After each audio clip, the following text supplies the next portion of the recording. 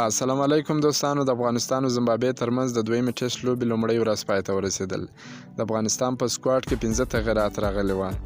د عبدالمالک پر ځای باندې جاوید احمدي د دې چانس بیا هم ګټه پورته نه کړه. بیا هم په 4 منډې باندې هاوټ سو. جاوید احمدي نه په 10 اوره کې، نه په ټیسټ کې، نه په 50 اوره کې، نه په 20 اوره کې لوبه کولی سي. دی باید نور خپل ځای ځوان لوبغاړي ته پرېږدي. همداسې د منیر کاکړ پر ځای باندې ناصر جمال راغلی و.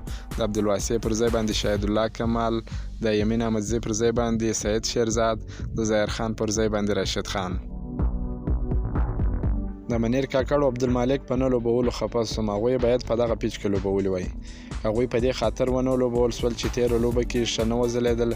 هلته خو د کپتان په شمول ډېر بیټسمینان ښه ونه ځلېدل.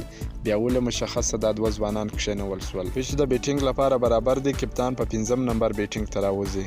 خو تېرې لوبې کې چې پیچ د بالینګ و، دواړو انینګزونو کې په 9 نمبر راووتی. دا توپیر او یو طرفه چلند مسلکي او اخلاقي نه دی. په بورډ کې څوک شته چې دا پوښتنه وکړي او وضاحت ورکړي. زه مطمئن یم چې په داسې پیچ باندې مالک او منیر هم ښکلې لوبه کوله. افغانستان د لوبې پچه وګټل. په خپله د توپوهنې پرېکړه وکړه. د لومړۍ ورځې تر پایه پورې د درو لوبغاړو په سوځېدو سره 300 منډې جوړې کړلې. یقینا نن یې د ټیسټ لوبه وکړه. زبردسته په زړه پورې لوبه یې وکړه. که څه هم په لومړي سر کې جاوید احمدي په 4 منډې آوټ سو. بیا ورپسې رحمت شاه په 23 منډې ران آوټ سو. بیا هم درو لوبغاړو زبردسته لوبه وکړه چې اصغر افغان په 115 توپونو باندې 115 منډې وکړلې چې لا هم ناسوځېدلی ولاړ دی. ورپسې حشمتالله شایدي په 290 توپونو باندې 86 منډې وکړلې چې لا هم ناسوځېدلی ولاړ دی. بیا ابراهیم زدران په 130 توپونو باندې 22 منډې وکړلې چې یقینا په زړه پورې پارټنرشپ یې هم وکړي. 4 شپږیزې هم کې ووال سولې. زبردسته ټارګټ یې هم وټاکي. د زیمبابوې بالرانو نن هیڅ خوندوره لوبه نه کړه ترسره. په تېره لوبه کې په لومړي انینګز کې مزرباني 4 ویکټې واخیستلې، خو ولې نن یې 1 ویکټه هم نه واخیستل.